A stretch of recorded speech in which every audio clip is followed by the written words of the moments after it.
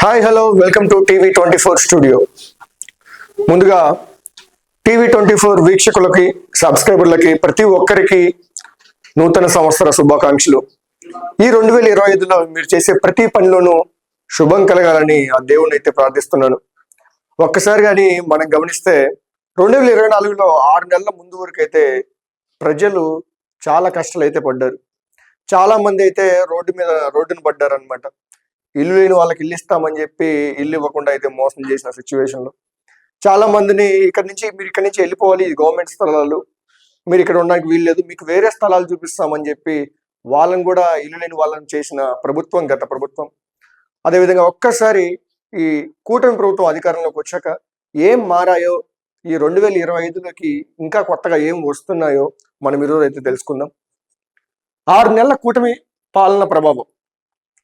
ఒకరోజు ముందుగానే చేతికందిన పింఛన్ డబ్బులు. మామూలుగా గత ప్రభుత్వంలో వాలంటీర్ వ్యవస్థ ఉండేది. వీళ్ళు వచ్చేసి ప్రతి ఇంటికి వెళ్ళి 1వ తారీఖు పెన్షన్ అయితే ఇచ్చేవాళ్ళు. అందులో చాలా మంది కేవలం 10th క్లాస్ చదువుకున్న వాళ్ళు మాత్రమే ఎక్కువ మంది ఉండడం. కొంతమందికి వైసీపీ కార్యకర్తలు అయితే చాలు, వాళ్ళకి వాలంటీర్ల జాబ్లు అయితే వచ్చేసినాయి. దీంట్లో ఉన్నటువంటి కొంతమంది ఈ పెన్షన్ డబ్బులు కొట్టేయడం, ఇలా వృద్ధులు ఇంట్లో ఒక్కళ్ళు ఉన్నప్పుడు వాళ్ళ మెల్లో చైన్లు లాగేసుకొని మనం చూసాం. చాలా మంది వాలంటీర్లు కొంతమంది ఇలాంటి దారుణాలకైతే ఒడిగట్టారు. బట్ ఇప్పుడు చంద్రబాబు నాయుడు గారు ఏం చేశారంటే వాలంటీర్లు అవసరం లేకుండానే అక్కడ ఉన్నటువంటి అధికారులతో అయితే ఈ పెన్షన్ డబ్బులు అనేవి అయితే పంచిచ్చేస్తున్నారు. ఎవరైతే అక్కడ గ్రామ సెక్రటేరియట్లో పనిచేసేటువంటి ఈ డిజిటల్ అసిస్టెంట్స్ వీళ్ళు ఉంటారు కదండి, వీళ్ళు ఈ ఎంప్లాయీస్తో మాత్రమే ఇప్పుడైతే పెన్షన్ డబ్బులు అయితే పంపిణీ జరిగింది. దాదాపుగా 66 నుంచి 68 లక్షల వరకు ఇందులో వృద్ధులు ఉన్నారు, వికలాంగులు ఉన్నారు. వీళ్ళకైతే నిన్న ఒకరోజు ముందుగానే, ఈరోజు జనవరి 1, నిన్న డిసెంబర్ 31 మధ్యాహ్నం 12 లోపే దాదాపుగా 80% మందికి అయితే ఈ పెన్షన్ అయితే అందజేశారు. ఇది ఒక హిస్టారికల్ అని చెప్పొచ్చు. అండ్ 1 లక్ష ఇళ్లలో గృహప్రవేశాలకు సిద్ధమవుతున్న పేదలు. అండ్ ఆల్రెడీ 2019లో చంద్రబాబు నాయుడు గారు ఓడిపోయిన తరువాత అప్పటికి చంద్రబాబు నాయుడు గారు ప్రతి తాలూకాలో కొన్ని ఇళ్ళు అయితే కట్టించి పెట్టారు. ఎవరైతే ఇల్లు లేని వాళ్ళకు ఉంటారో వాళ్ళకి. అవైతే గత ప్రభుత్వంలో గత 5 సంవత్సరాల్లో అవన్నీ ఒక మూలనైతే పడిపోయినాయి.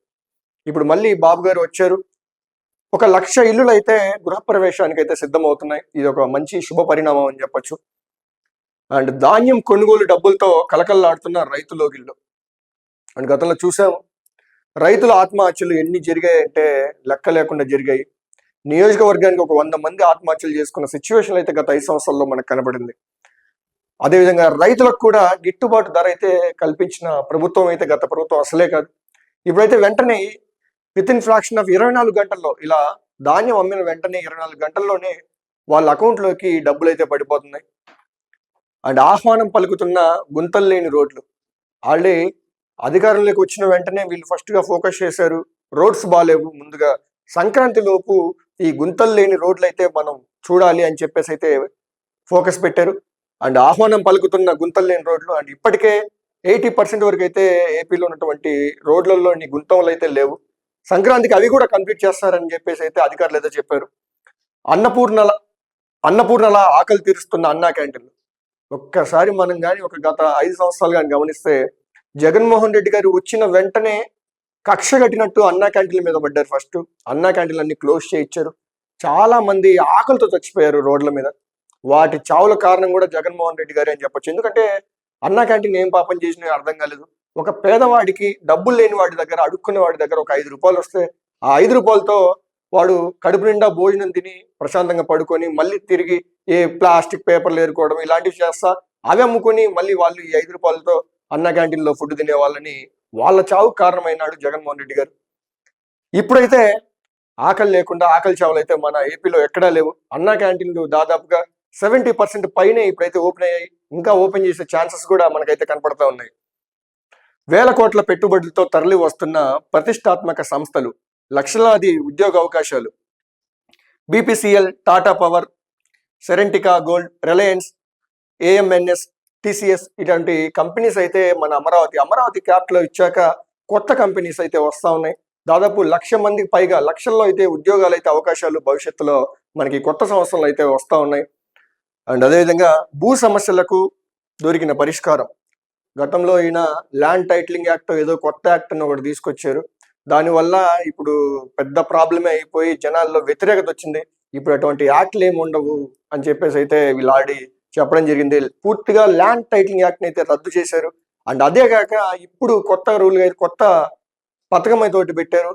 ఒక 300 గజాల లోపల 100 గజాల లోపల ఎవరన్నా ఉంటే వాళ్ళు మున్సిపాలిటీ ఆఫీసులు చుట్టూ తిరిగి కొంచెం లంచాలు ఇచ్చి పర్మిషన్ తెచ్చుకోవాలి ఇల్లు కట్టించుకోవడానికి. బట్ ఇప్పుడైతే ఆ సిస్టమ్ అయితే అవసరం లేదని చెప్పి అయితే చంద్రబాబు నాయుడు గారు అయితే చెప్పారు. అండ్ జోరందుకున్న అమరావతి నిర్మాణం ఇప్పటికే మనం చూడొచ్చు. కొన్ని రోడ్స్ కూడా ఓపెన్ చేశారు. ముళ్ళ పొదలన్నీ తీసేసిన తర్వాత అమరావతి, క్యాపిటల్ అమరావతి ఇప్పుడు కనపడుతుంది అద్భుతంగా. ఇప్పుడైతే పనులు అయితే అందుకుంటా ఉన్నాయి. చాలా తొందరగా అయితే పనులు ముందుకు పోతా ఉన్నాయి. ఇప్పటికే వెస్ట్ ఫ్లైఓవర్ కూడా కంప్లీట్ అవుతుంది. దగ్గరలో అయితే దాని ప్రమాణ స్వీకారం, దాని ఓపెనింగ్ అయితే ఉంటుంది. అండ్ సాకారం కానున్న పోలవరం కళ. గతంలో పోలవరం ప్రాజెక్ట్ ని కేంద్రం నుంచి డబ్బులు తీసుకున్నప్పటికీ వీళ్ళైతే ఆ డబ్బులను మొత్తం నిర్వీర్యం చేశారు. డయాఫ్రమ్ వాల్ గురించి కూడా మినిమం కామన్ సెన్స్ కూడా లేని మంత్రులు అయితే ఈ నీటిపారుదల శాఖ మంత్రులుగా పనిచేశారు. వాళ్ళ వల్ల 1% కూడా ఈ పోలవరం అనేది కంప్లీట్ కాలేదు. గతంలో చంద్రబాబు నాయుడు గారు కట్టినటువంటి ఆ డయాఫ్రమ్ వాల్ కూడా వీళ్ళ హయాంలో అయితే దెబ్బతినింది. ఇప్పుడైతే అది మెరుగ్గా పడుతుంది. తొందరలో ఈ పోలవరం కూడా కంప్లీట్ అయిపోతుంది. నీటి గలగలతో నిండుకుండల్లా జలాశయాలు. ఇప్పుడైతే వర్షాలు కూడా హెవీగా పడ్డాయి. ప్రతి రిజర్వాయర్లో 70% వాటర్ అయితే ఉన్నాయి. ఇప్పుడు నీళ్లు కూడా చాలా సమృద్ధిగా ఉన్నాయి. మన ఏపీకి పొలాలకు కావాల్సినటువంటి నీళ్లు కూడా ఇప్పుడైతే మనకు పుష్కలంగా అయితే ఉన్నాయి. అండ్ మంచి ప్రభుత్వం తోడుగా జరుపుకుందాం నూతన సంవత్సర వేడుకలు. అండ్ ఫైనల్ గా ఇటువంటి అభివృద్ధి కార్యక్రమాల్లో కూటమి ప్రభుత్వం ముందుకు పోతా ఉంది. ఈ విధంగా అయితే ఈ కొత్త సంవత్సరంలో కూటమి పాలనలో ఆంధ్రప్రదేశ్ ముందుకు పోతుందని అయితే మనం అయితే నమ్మొచ్చు. Thank you.